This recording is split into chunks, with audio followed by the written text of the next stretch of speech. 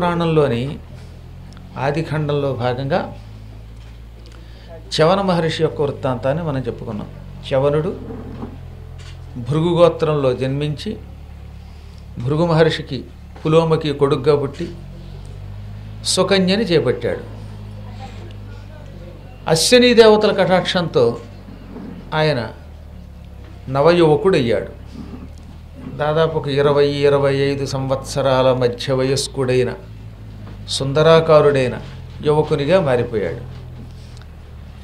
అశ్వినీ దేవతలు చాలా సంతోషపడి, అమ్మాయి సుకన్య, నీ పాతివ్రత్య మహిమతో నీ పతిని భక్తితో సేవించి శ్రద్ధతో ఆయన అర్చించిన ఫలితంగా ముసలాడై కళ్ళు పోగొట్టుకున్న భర్తని తిరిగి సురూపుడిగా యువకునిగా పొందగలిగావు. యువకుడిగా ఉన్న కొంతమంది సురూపులు ఎవరు అంటే మంచి రూపం కలిగిన వాళ్ళు ఎవరు, వాడికి 25 ఏళ్ళే ఉంటాయి, కానీ ఆ మనిషిని చూస్తే ముసలాళ్ళలో ఉంటాడు, వికారంగా ఉంటాడు. అటువంటి భర్త ఎంత భర్త అయినా కొంతమంది స్త్రీలకి మనస్సులో మానసిక బాధ కలిగిస్తాడు. కానీ నీకు నీ ఉపాసనా బలం వల్ల, పాతివ్రత్య మహిమ వల్ల అందగాడు అయ్యాడు భర్త, యువకుడు అయ్యాడు. ఇక మీ ఇద్దరు సుఖంగా ఉండండి, మా దారిని మేము పోతాము స్వర్గానికన్నారు అశ్వినీ దేవతలు. అప్పుడు చవన మహర్షి వారితో అన్నాడు, మహాత్ములారా, మీ దివ్యానుగ్రహం వల్ల నాకు యవ్వనం వచ్చింది. ఇంత ఉపకారం చేసిన మీకు ఏదో ఒక ప్రత్యుపకారం చేయాలి కదా.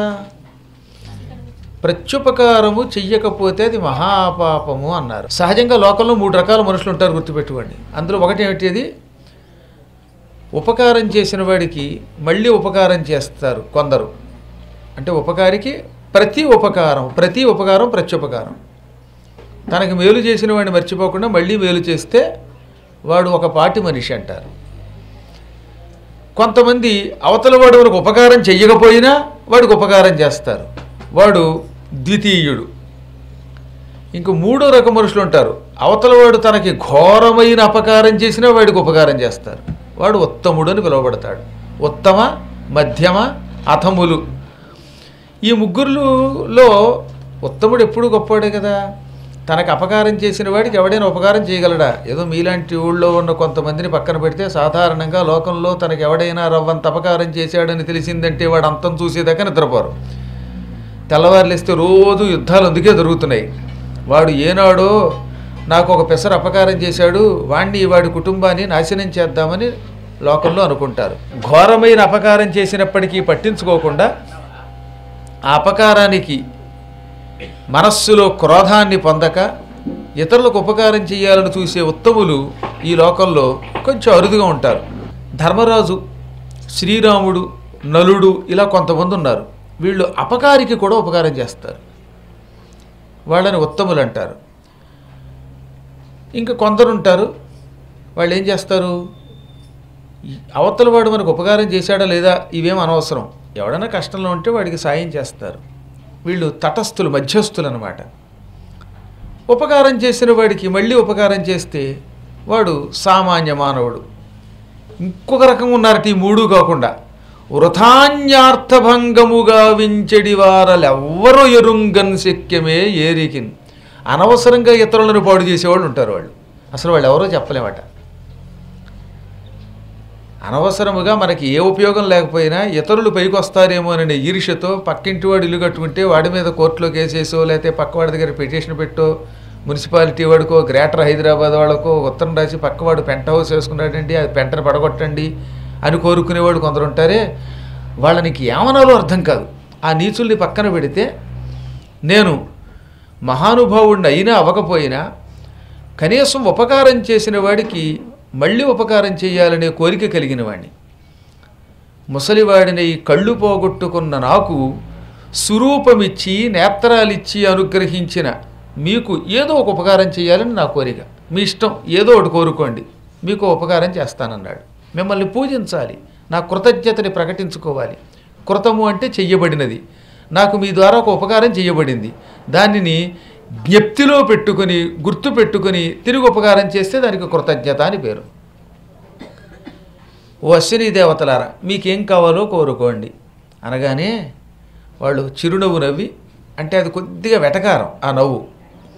ఆ నవ్వు వెనకాతల అంతరార్థం ఏమిటనమాట, వరి పిచ్చివాడా, నీ ముసలితనాన్నే నీవు పోగొట్టుకోలేవు, పోయిన నీ కళ్ళు తెప్పించుకోలేవు, నీకు ఏ శక్తి లేదు, అటువంటిది నువ్వు దేవవైద్యులమైన మాకేం ఉపకారం చేస్తావురా అని ఆ నవ్వులో అంతరార్థం అన్నమాట. అటువంటి నవ్వు నవ్వి ఒక వెటకారపు నవ్వు, మళ్ళీ అతడు బాధపడతాడేమో అన్నట్టుగా నవ్వును ఉపసంహరించుకుని ఆ తర్వాత, చవన, నీ ద్వారా ఏదో ఉపకారం ఆశించి మేము నీకు ఉపకారం చేయలేదు. మేము దేవవైద్యులం, సహజంగా అందరికీ వైద్యం చేస్తాం, అందులో నీ భార్య పరమపతివ్రత, అటువంటి సుశీలకి ఉపకారం చెయ్యాలనిపించింది, చేశాం. మా ధర్మం మేము నిర్వర్తించాం. నీ ద్వారా మాకే కృతజ్ఞతలు అక్కర్లేదు, ఉపకారాలు అక్కర్లేదు, గౌరవాలు అక్కర్లేదు, సన్మానాలు అక్కర్లేదు, దండలు అక్కర్లేదు, కైదండలు అక్కర్లేదు. నీకేం కావాలన్నా ఇంకెప్పుడైనా కావాలన్నా అడుగు, మేము వెళ్ళిపోతామన్నారు. అంతతో వదిలేడా చవనుడు? మా దారిని మేము పోతామని ఒప్పుకోకుండా, ఏమైనా సరే మీకు ఒక కోరిక తీరుస్తాను, మీరు కోరుకోండి, ఏ వరమైనా ఇస్తానన్నాడు. అప్పుడు వాళ్ళు కొంచెం బయటపడ్డారట, అసలు మనస్సులో ఉన్న మాటని బయటపెట్టారు. చవన మహర్షి, ఇందాక నుంచి మాకేదో వరం ఇస్తానని, కోరిన కోరిక తీరుస్తానని అంటున్నావు, నీకు అంత శక్తి ఉందా? మేమెవరం అనుకుంటున్నావు? దేవతలం, అందున సూర్యపుత్రులం, అశ్విని దేవతలం, దేవవైద్యులం, మేము తలుచుకుంటే ఎవరికైనా వరాలు ఇస్తాం. నువ్వు మాకేం వరం ఇస్తావు? మాకు వరం ఇచ్చే శక్తి ఉంటే ఇన్నేళ్లుగా వార్ధక్యంలో ఎందుకు కుమిలిపోతావు? నీ రోగాన్ని బాగు చేసుకోలేని వాడివి, పోయిన దృష్టి తెప్పించుకోలేని వాడివి, మాకు ఉపకారం చేస్తానంటావా? ఈ ప్రగల్భాలు మాను, మాకేం అక్కర్లేదు, హాయిగా నీ భార్యతో కాపురం చేసుకో అన్నారు.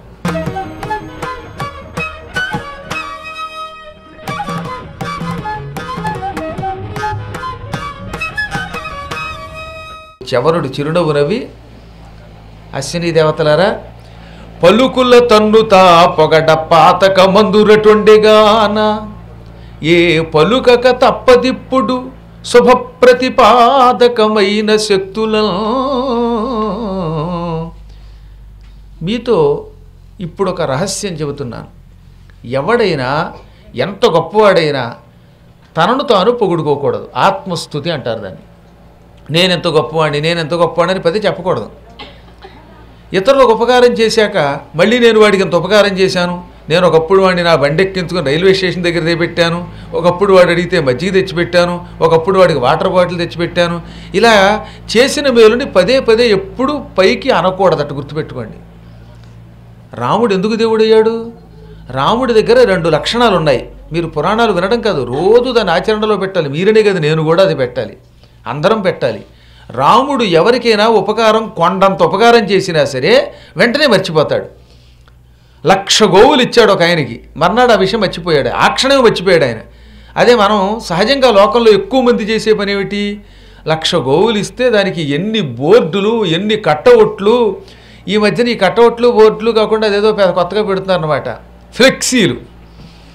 వీటిని వేసుకుని వీడు చేసేది ఇంత: మంచినీళ్ళు దానం, ఇంకేదో చలివేంద్రం దానం, గుడికి గ్రానైట్ వేయించాం, నైట్ వేయించాం అని బోర్డులు పెట్టుకుంటున్నాడు. నిజంగా ధర్మశాస్త్ర ప్రకారం అయితే ప్రజలు ఆ బోర్డులు పెట్టుకోవాలి తప్ప, అంటే ఇప్పుడు ఈ గుడికి మీరు ఏదైనా దానం ఇస్తే ఆ దానం పుచ్చుకున్న గుడికి సంబంధించిన ధర్మకర్తలు వేయాలి తప్ప మీరే ముందు అడగకూడదు. వాళ్ళు వేయచ్చు, అది వేరే విషయం. మీరు గ్రానైట్ ఇచ్చారు కాబట్టి మేము ఇక్కడ స్టోన్ మీద మీ పేరు ఇస్తున్నామని ఆ గుడిని నిర్మాణం చేసే బాధ్యత స్వీకరించిన వారు వేయచ్చు. కానీ ముందే ఏమంటే నేను 1,00,000 రూపాయలు ఇస్తున్నాను, ఎదురుగుండా గ్రానైట్ మీద నా పేరు వేయించాలంటే అన్నారంటే ఆ దానం అంతా వ్యర్థమే. అందుకని రాముడు ఇతరులకు ఏదైనా ఇచ్చిన వెంటనే ఆ విషయం మర్చిపోయేవాడు. ఇంకోటి మర్చిపోయేవాడు, ఏమిటిది? ఇతరులకు తనకి చేసిన అపకారాన్ని. ఎవడైనా రాముడికి అపకారం చేస్తే ఆ విషయాన్ని 10 మంది దగ్గర చెప్పడం. వాడండి నాకు ఇంత అపకారం చేశాడండి, నా ఉద్యోగం పోగొట్టాడండి, లేకపోతే నాకు అన్నం కూటి కంచం దగ్గర ఉన్నటువంటి ఏదో ఆహారాన్ని లాగేశాడండి, లేదా నా మంచం లాగేశాడండి అని అపకారాన్ని కూడా పదే పదే తడువుకోకూడదు.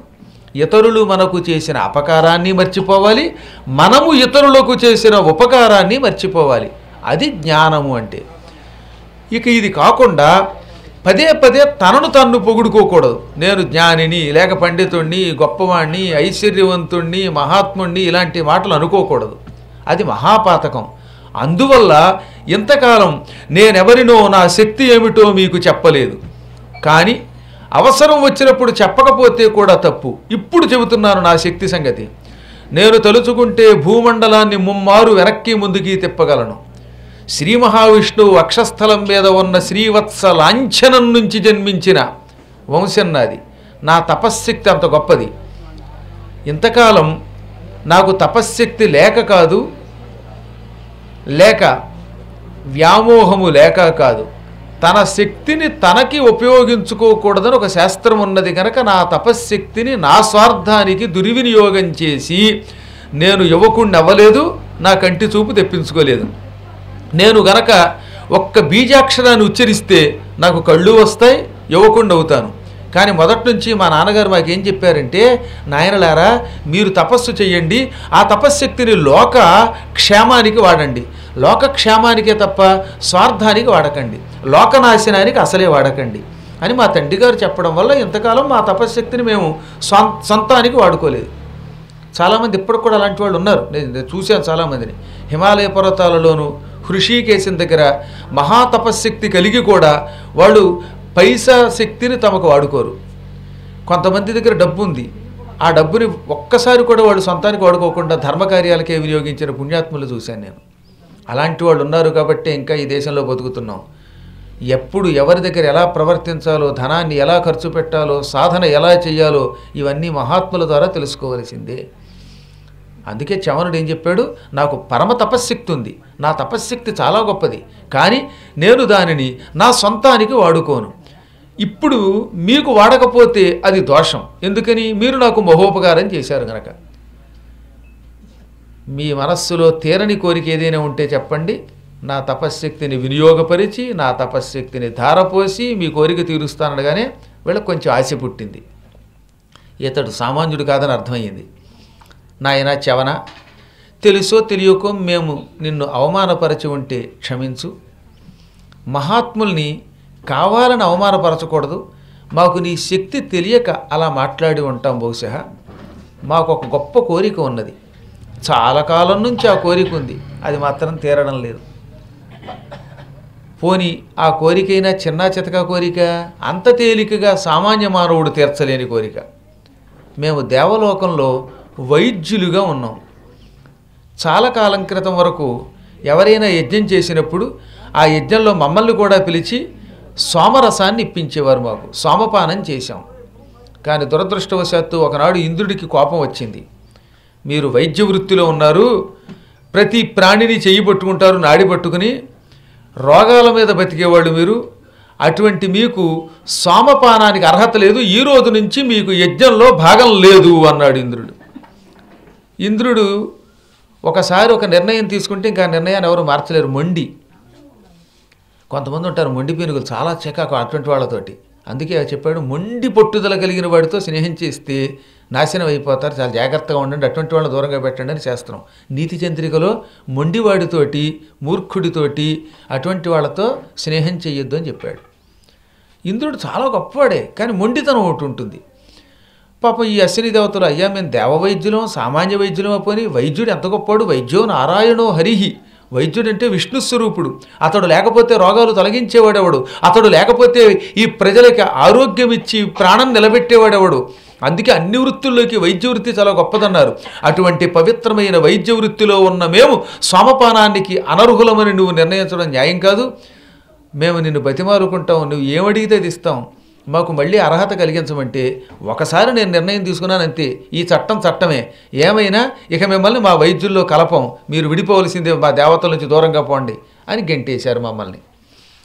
అప్పటి నుంచి ఇంద్రుడి ద్వారా సభలో నుంచి బయటకు వచ్చేసి మేము సోమపానం తాగలేక, యజ్ఞంలో భాగం లేక అవమానానికి గురై ఏడుస్తున్నాం. సోమపానం చేస్తే దేవతలకు గొప్ప శక్తి వస్తుంది.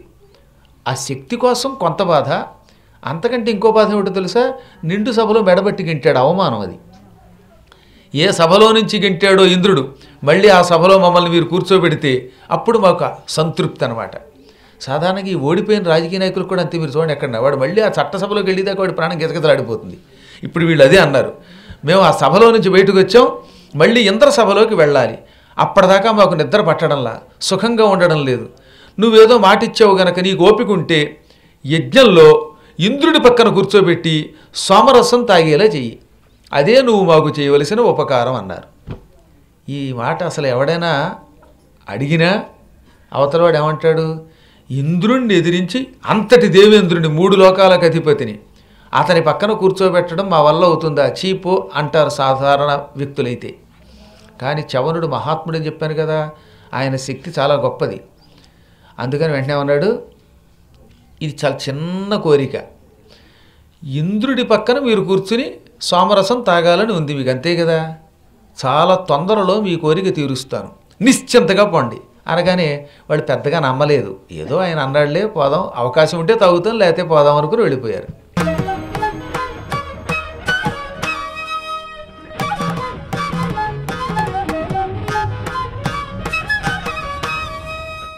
పది 15 రోజుల తర్వాత శర్యాతి మహారాజు గారు అంతఃపురంలో ఉండగా ఒక రోజున ఆయన భార్య దగ్గరకు వచ్చి, ఏమండి అమ్మాయిని అడవిలో ఉన్న ముసలాయనికి ఇచ్చి పెళ్లి చేశారు, అప్పుడే ఏడాది ఎప్పుడో దాటిపోయింది, ఈ ఏడాది కాలంలో మాట వరసకైనా అమ్మాయి ఎలా ఉందో మీరు వెళ్ళి పలకరించారా, కష్టసుఖాలు విచారించారా?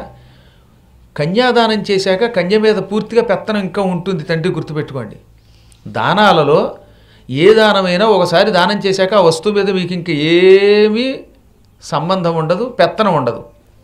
ఒకసారి ఒక వస్తువు ఇచ్చాక ఆ వస్తువుతో ఇక మళ్ళీ మీకేం సంబంధం ఏమీ లేదు. ఓ ఇల్లుంది, ఊళ్ళో ఓ పండితుడికి ఆ గృహాన్ని దానం చేసేశాక మళ్ళీ 2 రోజులకు ఒకసారి వెళ్ళి ఏమండో ఇల్లు మాదండి అనకూడదట. ఓసారి ఆయనకి రాసి ఇచ్చేశారు, ఒకవేళ మీరు మాకు పెత్తనం ఉందన్నా, ఆ ఇంటితో మాకు సంబంధం ఉందన్నా, ఆయనకి పట్టా రాసి ఇచ్చేశాక రిజిస్ట్రేషన్ చేశాక ఆయనే గింటేస్తాడు. కాబట్టి గృహదానం, గోదానం, భూదానం, సువర్ణదానం, రజతదానం, ధనదానం, గ్రంథదానం, ఇలాంటి దానాలన్నీ ఇచ్చేసిన తర్వాత ఇక ఆ వస్తువుతో దాతకి ఏ విధమైన సంబంధం ఉండదు. ఇంకా తర్వాత వాడి ఇష్టం ఎలా అయినా వాడుకోవచ్చు. ఓసారి ఓ బంగారు ఉంగరం వేలికి పెట్టారు, ఆ తర్వాత రోజు ఈ వేలికి ఉంగరం పెట్టుకోండి అన్నా వీడు ఒప్పుకోడు. ఒకసారి ఆ తర్వాత వీడి ఇష్టం, దాన్ని అమ్ముకోవచ్చు, కూతురికి ఇచ్చుకోవచ్చు, కొడుకుకి ఇచ్చుకోవచ్చు, లేదా పొరపాటున పక్కన కూర్చున్న పురోహితుడు లాక్కుపోవచ్చు. ఏం జరిగినా జరగచ్చు, అది వేరే విషయం. ఒకసారి ఇచ్చాక మీకు సంబంధం లేదు. ఒక్క కన్యాదానానికి మాత్రం అలా లేదు. అల్లుడికి కూతుర్ని ఇచ్చేసినా ఈ తల్లిదండ్రులు తరచుగా అల్లుడు మా అమ్మాయి ఎలా ఉందని అడగాలి. ఆ అమ్మాయిని అల్లుడు బాధ పెడితే నిలదీయాలి. నేను చెప్పలేదు, ధర్మశాస్త్రంలో చెప్తున్నమాట. నేను ఏం చెప్పినా శాస్త్రంలో ఉన్నదన్నట్టుగా, గ్రంథములో ఉన్నదన్నట్టుగానే చెబుతాను, అది గుర్తుపెట్టుకోండి. అలాగని మళ్ళీ కూతుర్ని ఇంటికి లాక్కొచ్చేయమని కదా అక్కడ, కానీ కూతురు కష్టసుఖాలు పట్టించుకోవాలి. అలా పట్టించుకోకుండా వదిలిపెట్టిన తల్లిదండ్రులు కూడా శరీరం విడిచిపెట్టాక నరకం ధ్రువం, దేహాంతి నరకం ధ్రువం, నరకానికి పోతారట. ఒకసారి పెళ్ళయ్యాక ఇంకా అల్లుడిని పట్టించుకోక, కూతుర్ని పట్టించుకోక, ఎప్పుడు మళ్ళీ పుట్టింటికి పిలవక, వాళ్ళకి అప్పుడప్పుడు కానుకలు ఇవ్వకుండా ఉండే తల్లిదండ్రులు కూడా నరకానికి పోతారన్నారు. అందుకే పెళ్ళయ్యాక మీరు అప్పుడప్పుడు కాస్త కూతురికి అల్లుడికి ఏదో ఒకటి ఇస్తూ ఉండండి. ఓ ఉంగరమో బొంగరమో ఏదో ఒకటి ఇచ్చి పంపిస్తూ ఉండాలి, మీకు తోచింది.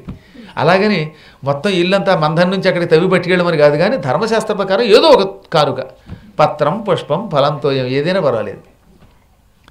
ఈ రోజుల్లో పత్రం, పుష్పం పుచ్చుకునే అల్లుడు ఎక్కడ ఉంటాడు కనుక అందరికీ కూడా బంధని అగ్రహారంలో ఉండే మంచి బుద్ధులుంటే జగత్ ఎప్పుడో బాగుపడుతుంది.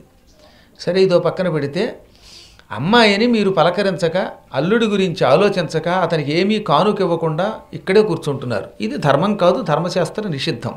ఒక్కసారి వెళ్ళి కూతుర్ని అల్లుడిని చూసి రండి, వాళ్ళు ఎలా ఉన్నారో చూసి మీరు వచ్చి ఆ విషయం నాకు చెప్పేదాకా నాకు మనశ్శాంతి లేదు, నిద్ర పట్టడం లేదని ఏడ్చింది పాపం. వెంటనే ఈయన పరివారముతో వెడితే అల్లుడు నొచ్చుకుంటాడు, ఆయన ముందే చెప్పాడు అట్టహాసాలు పనికిరావని, కాబట్టి ఒంటరిగా గుర్రం ఎక్కి అడవికి వెళ్ళి చూసొస్తాను అని ఒక గుర్రం ఎక్కి శర్యాతి మహారాజు అడవికి వచ్చాడు. తీరా ఆయన వచ్చేసరికి ఆయన అల్లుడి యొక్క ఆశ్రమ ప్రాంగణంలో ఒక అపూర్వ దృశ్యం చూశాడు. సుకన్య ఓ మంచి నవయువకుడితో, ఒక సుందరాకారుడితో పాటలు పాడుకుంటూ తిరుగుతోంది, పువ్వులు కోసుకుంటూ. ఈయనకి ఒళ్ళు మండిపోయింది, పళ్ళు పటపట కొరికాడు, కత్తి దూశాడు. మళ్ళీ అంతలోనే కొంచెం సర్దుకొని కత్తి వరలో పెట్టాడు. ఓసి దౌర్భాగ్యాల కుమారి, ఎంత పని చేసావనుకున్నట్ట. నేను ముందే చెప్పాను, ముసలివాణ్ణి, గుడ్డివాడిని పెళ్లి చేసుకుని నువ్వు సుఖపడలేవు. బలవాన్ ఇంద్రియగ్రామో విద్వాంసమపి కర్షతి, ఇంద్రియాలు చాలా బలమైనవి, పండితుడంతటి వాడిని కూడా ఆకర్షిస్తాయి. అటువంటిది నువ్వు యువతివి, అందగత్తెవి, అందులో క్షత్రియ కన్యవి. కాబట్టి రేపు పొద్దున ఎప్పుడైనా కామానికి గురయ్యి భర్తకి ద్రోహం చేస్తావేమో, బాగా ఆలోచించుకో అని ముందే చెబితే అప్పుడు నేను పతివ్రతని, ముసలాడైనా సరే లేక గుడ్డివాడైనా సరే వాడే నా భర్త అని పదే పదే చెప్పి ఒట్టు వేసి పెళ్లి చేసుకుంది. నా కుమారి దీనోవా యదివా హీనో సమే భర్త సమే గురు. దీనుడైనా హీనుడైనా గుడ్డివాడైనా కుంటివాడైనా ముసలివాడైనా ఒకసారి తాళి కట్టాడు గనక అతడే నా భర్త, వాడే నా దైవం, వాడే నా గురువు, వాడే నా సమస్తం. తప్పక నేను మీ అల్లుడిని జాగ్రత్తగా చూసుకుంటాను, నా భర్తని ప్రేమిస్తానని వాగ్దానం చేసి ఒట్టు వేసి పెళ్లి చేసుకుంది. అటువంటిది ఇప్పుడు నేను అలా వెళ్ళగానే ఆ ముసలి మొగుడు మీద విరక్తి కలిగి వాడిని చంపేసి ఉంటుంది. వీడెవడో ఈ అందగాని ఈ పడుచు వాడిని వరించి ఉంటుంది. అందుకే యవ్వనంలో ఉన్న స్త్రీలని ఒంటరిగా ముసలి మొగుడి దగ్గర వదిలి వెళ్ళకూడదని ఒక శాస్త్రం చెబుతున్నది అని కొంచెం కొత్త కొత్తలాడిపోయాడు. విషయం తెలియదుగా ఆ చవనుడే ఈ అందగాడయ్యాడని. అందుకని చంపి అవతల పారేయాలి అసలు. కానీ స్త్రీని చంపడం మహాపాపం. కానీ ఈమె వల్ల నా కులమే భ్రష్టం అయ్యింది అని బాగా ఆలోచించి ఆ తర్వాత అసలు విషయం ఏమిటో తెలుసుకుందామని కూతురు దగ్గరికి వచ్చాడు. రాగానే నాన్నగారు నమస్కారం అంది. మావయ్య నమస్కారం అన్నాడు ఆయన. చే నువ్వెవడవరా మావయ్య అంటావు నన్ను? మా అల్లుడు ముసలాడు, కళ్ళు లేనివాడు, దుర్మార్గుడా, రెండో అల్లుడు నువ్వెక్కడి నుంచి వచ్చావు అని తిట్టిపోసి ఇప్పుడు కుమార్తెకేసి తిరిగి దౌర్భాగ్యాల వంశభ్రష్టత మనకి ఆపాదించావు కదా అన్నాడు. మన కులాచారాన్ని నాశనం చేసావు. మన వంశంలో ఇంతవరకు సుశీలలే కానీ దుశ్శీలలు లేరు, పతివ్రతలే కానీ అపతివ్రతలు లేరు. ఎందుకు ఈ పని చేసావంటేనే ఆవిడ చిరునవ్వు నవ్వింది. ఇంకా నవ్వుతావా? నిన్ను ముక్కలు ముక్కలుగా నరికినా పాపం లేదు అన్నాడు ఆయన.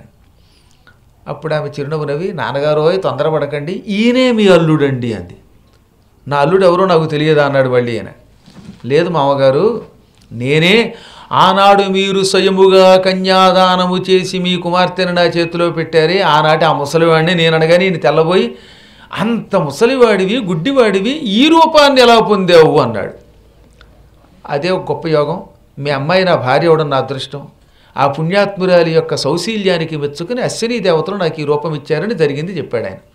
అప్పుడు ఆయన పొంగిపోయి ఎంత అదృష్టం, ఇటువంటి కూతురు వల్ల కదా వంశం ఉద్ధరింపబడుతుంది. ఇటు అటు 7 తరాల వాళ్ళు ఇటువంటి కూతురుంటే ఉద్ధరింపబడతారని మహాభారతంలో ఆదిపర్వంలో చెప్పారు. యయాతి మహారాజు గారు భ్రష్టుడైతే ఆయన కూతురు యొక్క కొడుకులే ఆయన రక్షించారు. చాలా సంతోషం. ఇక ఈ విషయం మీ అత్తగారికి చెబుతాను అల్లుడు గారు అన్నాడు. అది తర్వాత పక్కన పెడదాం. అశ్విని దేవతలు నాకు మహోపకారం చేశారు. నేను వారి చేత సోమరసాన్ని తాగించాలి.